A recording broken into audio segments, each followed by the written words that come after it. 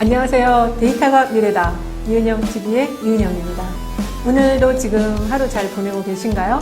아무래도 추석 연휴가 좀 길어가지고 어떤 데는 월, 화까지 다 쉬어서 최장 한 열흘 정도를 쉰 곳이 있더라고요. 연휴가 길다 보니까 연휴 휴유증도 지금 또 겪고 계시는 분 계실지 모르겠어요.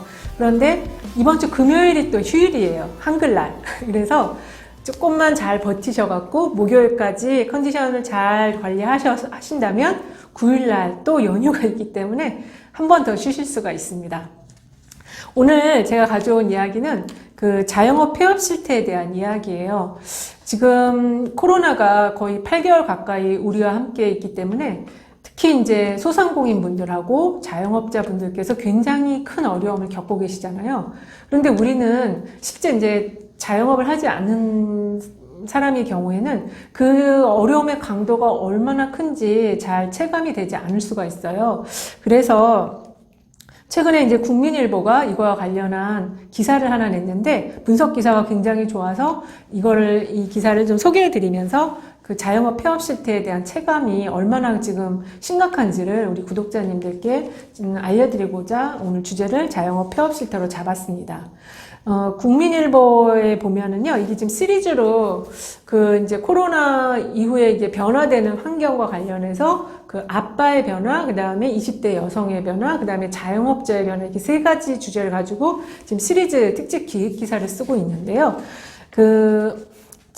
지방행정 인허가 데이터 폐업 자료가 한 39,000건대요. 지금 6개월간의 폐업한 이 자료와 관련해서 이 자료를 구글 지도에다가 매핑을 한 거예요. 매핑을 해서 이 상권별로 폐업자 수 증감 현황이 어떻게 되는지를 이 기사에서 보여주는데, 이렇게 거기 보면은 지도에서 이게 빨간 점들이 이제 폐업자 현황이 나타나는데 이게 점점 커지는, 반경이 점점 커지고 점도 점점 많아지는 거를 이 기사 안에 구현을 했거든요. 이런 것들을 우리가 데이터 저널리즘이라고 그래서 요새 이제 굉장히 빅데이터와 기사를 접목시켜가지고 그거를 시각적으로 시각화시켜서 보여주는 이런 기사 방식을 데이터 저널리즘이라고 이야기를 합니다. 굉장히 체감도 높게 이게 기사가 다가와요. 이런 기사들을 보면은. 그래서 우리 구독자님들도 국민일보가 지금 기획하고 있는 이 한번 기사를 읽어보시고 구현된 시각적인 이미지를 한번 보시는 것도 굉장히 도움이 많이 되실 것 같습니다. 현재 자영업의 생존기간, 지방행정 인허가 데이터를 구글 지도에 매핑해서 분석한 결과 세 가지 특징이 나타나고 있거든요. 첫 번째는 자영업의 생존기간이 6개월 단축됐다는 거예요. 이게 지금 1년도 못 버틴 업체가 40.8%로 나타나고 있고요. 6개월도 못 버틴 업체는 8.5%가 되고 있어요. 이 두 개만 합쳐도 벌써 절반 가까이가 1년을 못 버틴 업체들이 50% 가까이 되는 겁니다. 그러니까는 올해 초에 문 열면 작년 이맘때 문 연 데들이 거의 올해 상반기에 다 문을 닫았다는 거죠. 그러니까는 거의 한 절반 정도가. 그리고 자영업의 생존기간을 6개월 정도 단축시켰다고 합니다. 폐업들이 지금 많아지다 보니까요. 그리고 이 폐업 같은 경우는 이렇게 연한이 짧은 업체들만 지금 폐업을 하는 것이 아니고 10년, 30년 된 업체들도 폐업을 한 사례들이 지금 많이 나타나고 있다고 합니다. 그래서 이게 지금 오래된 어떤 그런 축적된 노하우, 이 영업이나 경영상에 축적된 노하우를 갖고 계신 자영업들도 지금 이 코로나로 인해서 폐업을 결정하고 폐업을 하신 경우가 많다고 하는 거죠. 10년 이상 운영을 했던 곳도 1,700군데나 지금 폐업을 했고요. 30년 이상 운영했던 데도 122곳이나 폐업을 했다고 합니다.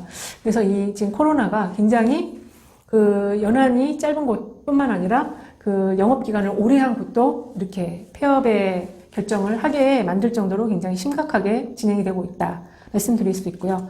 그 다음에 두 번째로는 핵심 상권에서 골목 상권으로 이 폐업이 이동하는 거를 이 기사에서 볼 수가 있어요. 강남역이나 홍대, 신촌, 을지로 입구, 건대 입구역 같이 그러니까는 좀 대학 상권이 있는 곳들 있잖아요. 그런 데와 그다음에 중심 상권 이런 데들이 지금 먼저 어려움에 처했고 그다음에 그것이 이제 골목 상권으로 이어지는데 그 대학 상권은 좀 이해가 되는 면도 있어요. 왜냐면은 대학들이 그 개강을 안 하고 다 온라인, 또 개강을 하더라도 온라인과 그 비대면으로 수업을 했기 때문에 학생들이 학교에 있질 않다 보니까 그 대학 중심 상권들이 제일 먼저 어려움이 왔을 것 같고요. 그 다음에 그 자치구 순으로 보면은 강남에서의 폐업이 가장 높았어요. 4,434건, 그 다음 송파, 그 다음 2,524건, 그 다음에 서초, 마포, 영등포, 강서 해서 우리가 강남과 송파, 강남 상구가 굉장히 그 상권으로는 굉장히 그 좀 비싼 지역이잖아요. 그 비싼 지역이고 또 굉장히 상권으로 좀 발달한 곳인데 그곳에서부터 먼저 폐업들이 많이 이루어졌다는 거죠. 강남, 송파, 서초, 마포, 영등포, 강서 이렇게 구별로는 이렇게 진행이 됐다고 합니다. 그리고 그 폐업 상위 10개 업종별로 보면요. 즉석 판매, 제조, 가공업이 7,303건으로 제일 많았다고 해요. 그러니까 즉석 판매, 제조, 가공은 아마 제가 생각할 때 고깃집 같은 데일 것 같거든요. 그 다음에 일반 음식점, 그 다음에 즉석 통신판매업도 지금 폐업이 많다고 해요. 그리고 휴게 음식점, 건강기능식품점, 미용업, 담배 소매업, 그러니까 전자담배 파는 데 같은데, 그러니까 아무래도 이게 코로나가 길어지다 보니까 일자리 시장이 좀 굉장히 변동성이 커지니까 담배도 줄이시나 봐요. 담배 소매업도 좀 많이 줄었고, 의료기기업, 그다음에 방문 판매업 이런 것들이 그 10개, 상위 10개 업종 순서별로 지금 보면은 이렇게 나타나고 있습니다. 즉석 판매, 제조, 가공업이 가장 7,313건으로 가장 많았고요. 그 다음에 일반 음식점. 그러니까는 거의 뭐 자영업 음식점들이 거의 다 지금 폐업을 하고 있다고 볼 수가 있습니다. 그 다음에 업종별로 보면은 역시 식품 업종이 16,541건으로 가장 많았어요. 그 다음에 생활업, 그 다음에 문화 관련 업종들이 폐업들을 한 것으로 나타났습니다. 그 여론조사상으로 보면은 그 매출이 거의 70% 줄었다고 그 소상공인들과 자영업자분들 조사 결과 한 거 보면은 70% 정도 줄었다고 말씀들을 하세요. 아마 이게 지금 여름 지나고 가을 들어서부터는 아마 이게 비율이 더 높아질 수도 있어요.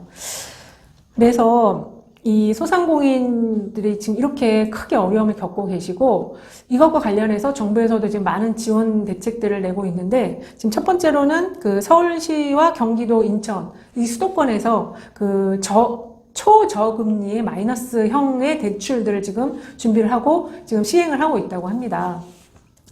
거의 뭐 제로금리에 가까운 그런 이자를 가지고 대출을 지금 시행을 하고 있다고 하니까 우리 소상공인 분들 일단 좀 물론 관심 가질 수밖에 없겠지만 이 정부 대출에 좀 더 정보를 많이 얻으셔가지고 빨리 대출 받으시면 좋겠어요. 그리고 두 번째로는 그 업종 전환을 하는 데 있어서 디지털 스토어라든지 모바일 커머스로의 이동을 적극적으로 지원을 하고 있다고 합니다. 그 좀 구체적인 내용들이 어떤 것들인지는 아직 제가 좀 자세하게 조사를 못 해왔는데 다음 시간에 이것들 한번 좀 조사를 해서 어떤 지원들을 받으실 수 있는지 알려드리도록 하겠습니다.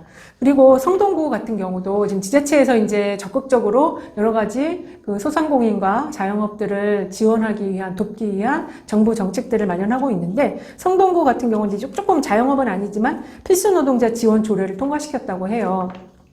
이 필수 노동자는 복지나 돌봄이나 안전, 치안, 교통, 물류, 배달 등에 종사하는 분들로서 지금 코로나가 이렇게 진행이 돼도 이분들은 꼭 필요한 일을 하실 수밖에 없는 업종에 종사하는 분들이다 보니까 이분들이 또 이렇게 피로가 누적이 될 수가 있잖아요. 그래서 이분들에 대해서 어떤 지원을 해주는 그런 그 조례를 성동구에서 구가 먼저 선도적으로 제출을 통과시켜서 지금 지원책을 마련하고 있다고 합니다.